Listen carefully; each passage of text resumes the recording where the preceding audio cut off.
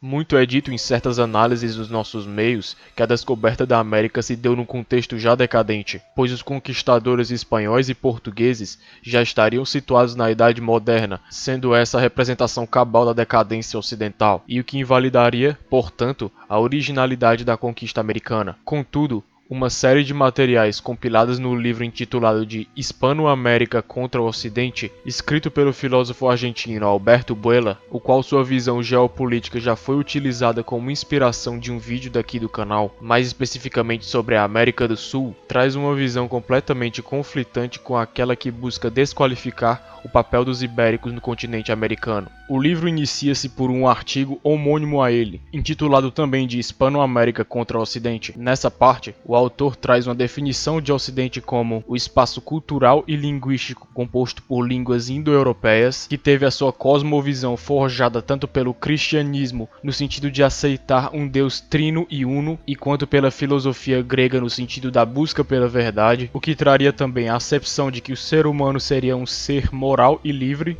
o qual por fim instrumentalizaria sua própria razão com vistas a um poder científico e tecnológico. Esse mesmo Ocidente, todavia, entraria em uma franca decadência após a liderança iluminista pelos povos anglo-saxões, batavos e franceses, uma vez que a busca pela verdade então se transformaria num relativismo, que os ensinamentos morais e metafísicos do cristianismo passariam a se passar apenas pela sua faceta social, que a democracia como modo de vida reduziria o homem apenas a buscar a igualdade e que a natureza fosse completamente manipulável pela técnica. Já a Iberoamérica, na visão de Buela, não teria surgido nesse contexto ocidental decadente, uma vez que o homem que aqui primeiro pisou, em razão de ter o catolicismo tanto por cosmovisão quanto por religião, era nutrido dos caracteres ocidentais originais e não os decadentes, uma vez que a Hispano-América não teria passado pelo que ele chama de Revolução Mundial, o que consiste no conjunto dos acontecimentos da Reforma Protestante, das revoluções francesa, bolchevique e tecnocrática. Dessa forma, a Iberoamérica ainda possuiria o que a Europa perdeu, sendo, portanto,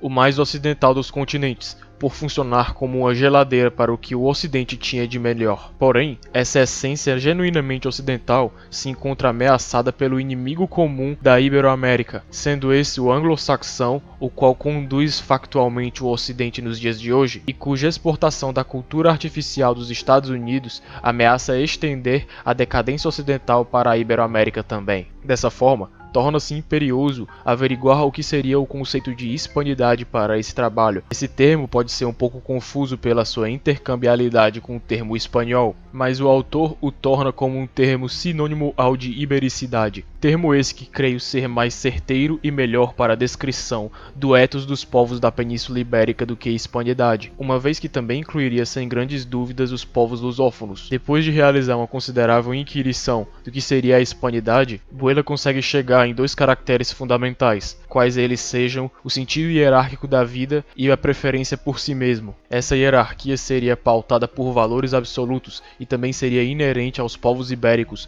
porque hispanidade necessariamente é um conceito imperial. Ela também partiria de uma noção do homem em sua totalidade e também de que o inferior depende do superior, e não o contrário como prega o iluminismo. Já a preferência por si mesmo consiste numa certeza que teve o colonizador ibérico ao chegar nessas terras e também se misturar cultural e geneticamente com os nativos, pois essa autoconsciência era tão forte a ponto de não gerar medo do diferente. Portanto, esses sentidos naturalmente ibéricos deveriam ser preservados, uma vez que além de torná-los ocidentais, também torna a América Ibérica algo totalmente novo e único, o que faz o filósofo também dedicar certas folhas para a análise do continente em si. Já é amplamente conhecido o fato de o termo América derivar do nome do cartógrafo italiano Américo Vespúcio, cujo nome foi posteriormente atribuído às terras que ele mapeou. A raiz etimológica de América viria de duas hipóteses derivadas dos termos góticos dos ostrogodos, sendo a primeira delas derivada do patronímico Amal, mas o termo Ric,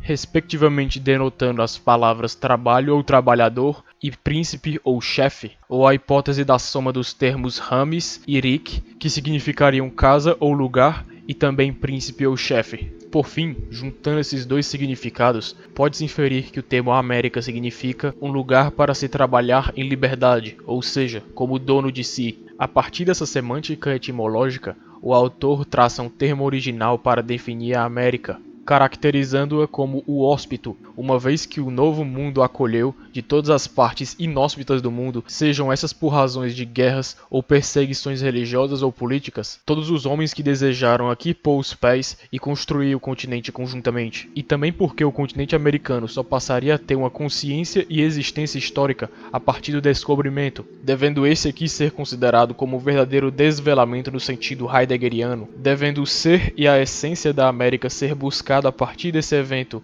porém com a ajuda do que foi produzido antes e depois dele. Com esse descobrimento e posterior construção do que viria a ser a América, essa se dá com a junção dos princípios ativo e passivo, respectivamente trazidos pelos europeus e pelos indígenas, sendo a contribuição europeia e, portanto, ocidentalizante, composta da hierarquia, da teleologia e da objetividade dos valores absolutos, enquanto os indígenas contribuiriam com a concepção original de temporalidade, a qual necessita de uma explicação própria. Essa concepção originariamente americana de tempo parte do pressuposto de que, enquanto o tempo cronológico é uniforme no mundo, o tempo é vivido de forma existencial diversa nas diferentes partes do mundo. Dessa forma, a noção temporal americana se traduz no tempo como maturação, sendo esse definido de uma inter-relação entre a consciência autóctone com a natureza pródiga e não escassa que acompanha o seu desenvolvimento sem todavia forçá-lo, sendo essa melhor exemplificada nos adágios populares como cada coisa a seu tempo